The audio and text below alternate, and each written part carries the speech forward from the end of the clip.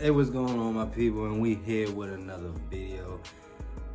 Man, it seems as though somebody wanted somebody to get set up, but instead, somebody had their eyes on the one who started the target, I'ma say.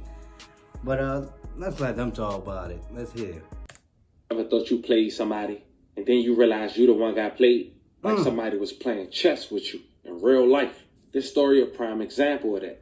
You see, we got a young woman who tricked a man out his life by setting him up. The whole time she was tricked and set up by her own boyfriend who used her as a pawn. But then you look at the bigger picture of the story and realize her boyfriend was a pawn to a bigger war. Cause like they say, once one body drop, ain't no looking back from that. Now this young girl, who we'll later talk about, got arrested with her boyfriend, but now she's the only one charged. And check this out. Within the last 2 days, she pled guilty to 2 murder charges. And she wasn't even the one to pull the trigger. Now, it's been a lot of rumors on why this situation we'll later discuss had went down. But it seemed the man who lost his life, who was the target, as mentioned in the intro, had a 20K hit on his head. But we'll later go over some of the things that he did within the past year of him losing his life.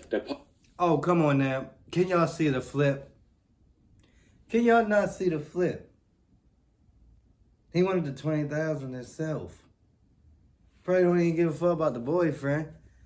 He ain't probably even had no beef on him. But he wanted that 20,000 himself.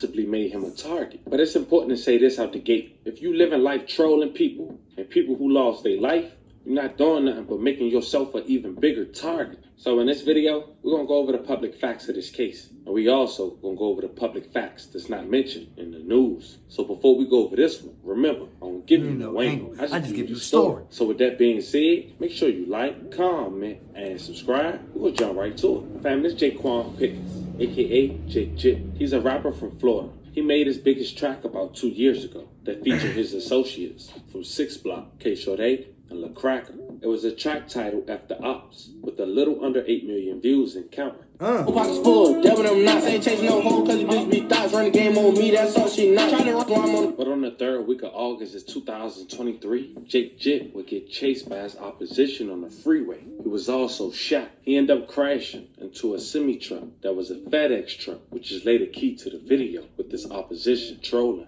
Before the news had reached the masses on social media, a man driving by had posted this clip to social media, and shortly the news had picked it up.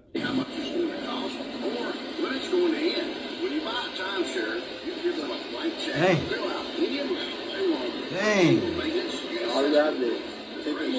News starts right now with a breaking news alert. Breaking tonight on the 10 o'clock news, we're learning new information about a shooting and crash on Jacksonville's north side that left a driver dead on I-95. The sheriff's office gave an update on the investigation within the past 90 minutes, saying it all started with gunfire near the Trout River Bridge around 3:30 this afternoon before the driver crashed into the back of a stopped semi. Taking a look at video from our DOT camera earlier tonight, all northbound lanes of I-95 were closed for several hours. This happened during peak rush hour traffic. Those lanes finally reopened about 7:30 tonight, and this is a live look at the roadway. News for Jack supporter Khalil Maycock joining us now live tonight. And Khalil, JSO still working to find out what really...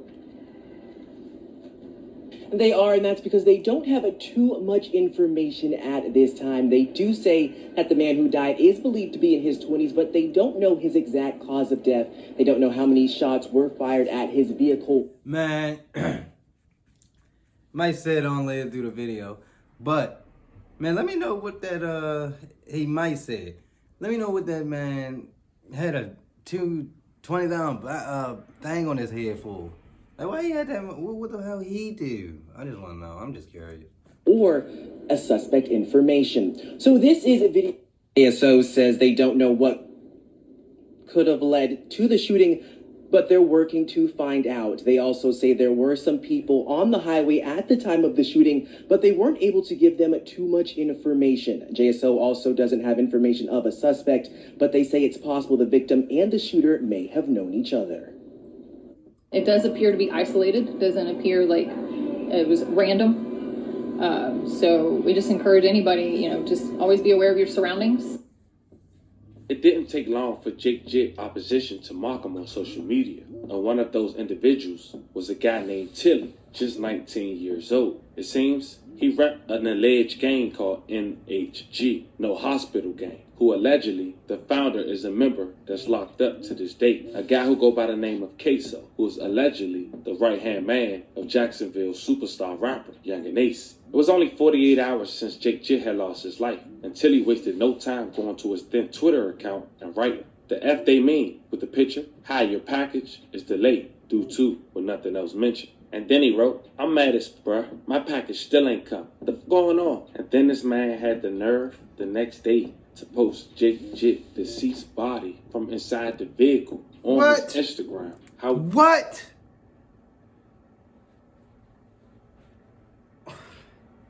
Yo, these people in Jacksonville is something different. It's something different.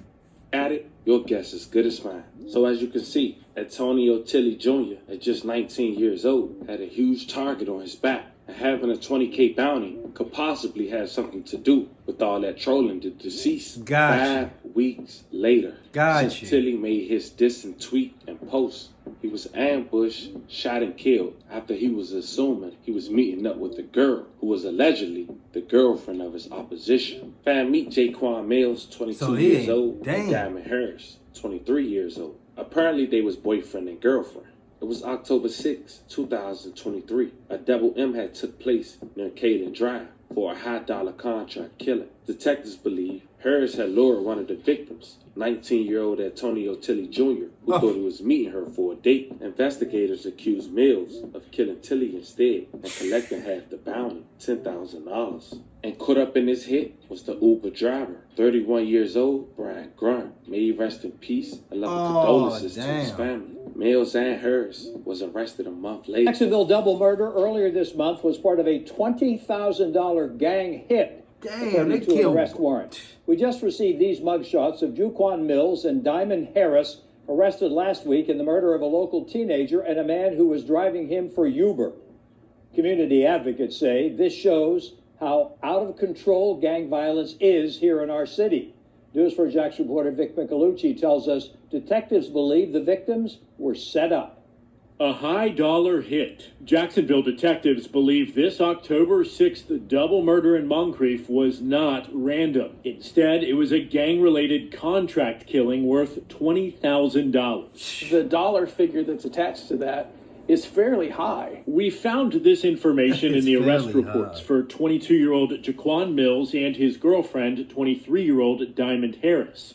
Detectives believe Harris lured one of the victims, 19-year-old Antonio Tilly Jr., who thought he was meeting her for a date. Investigators accuse Mills of killing Tilly instead, collecting half of the bounty on his head. Police say they've identified another suspect involved in the murder, but they're still trying to track that person down. Tilly's Uber driver was caught up in the violence and also killed, shot in the car he was driving to make a living. He's caught literally in the middle of this $20,000 hit, unbeknownst to him. He's been identified as 31-year-old Bryant Grund. Former JSO director Tom Hackney says it shows the senselessness of gang violence. In order to successfully prosecute a case like this, you want to be able to answer as many questions as you possibly can, and that does it. It spiderwebs out from there about not only who completed this hit, but who set the hit. Jacksonville police told us earlier this year they were tracking 32 active gangs with nearly 600 members. They're responsible for a large number of the city's shootings. The solution is that we have to be more involved. AJ Jordan with Mad Dads is calling on the community as gangs continue to wreak havoc in the city. AJ, we're looking at cases where gang members are arrested en masse sometimes, right? Police are getting a lot of gang members behind bars, but then we're still seeing gang violence. Is it just new people filling the void? It's always been one down, one up. It's always somebody to take their place. And once again, that comes back to the community. When that one pops back up, we have to turn them in. We have to get them off the street. Why are these primarily young men getting into gang violence? I think it's a combination of everything, a breakdown of the home, not having fathers in the home, mothers working all the time. and just not having enough to do to keep him busy. I talked Right. to one a while back, and he know the consequences of it, but he said it's worth it. That's what he told me. He said it's worth it because they get a lot of money really quick. I did reach out to the Jacksonville Sheriff's Office about this case. A police spokesperson told me that it is still open and an ongoing investigation, so JSO wasn't going to comment, but he said detectives are hard at work.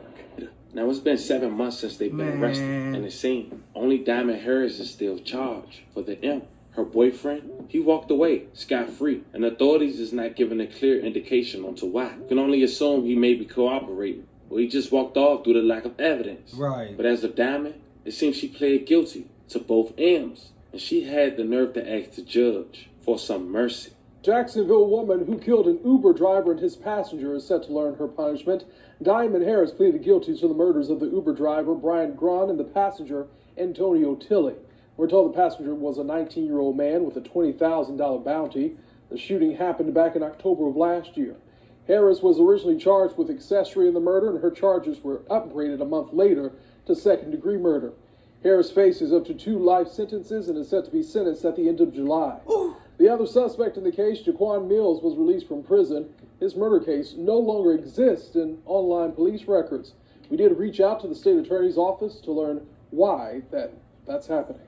It's a very unfortunate situation. We want to send love and prayers to anyone who lost their life in the video that we just covered. And we want to send prayers to you guys' family as well. Family, this was... Man, this was terrible. Just imagine you driving a guy. Y'all probably talking, he probably letting you know, yeah, I'm about to go meet this guy. And next thing you know, you get caught up in his stuff, boy. Uber is dangerous, man. People that's doing Uber, watching this video, man, please be safe, man. Please be careful. It's nothing you can really do about that. You can't even avoid that because you don't know, he don't know.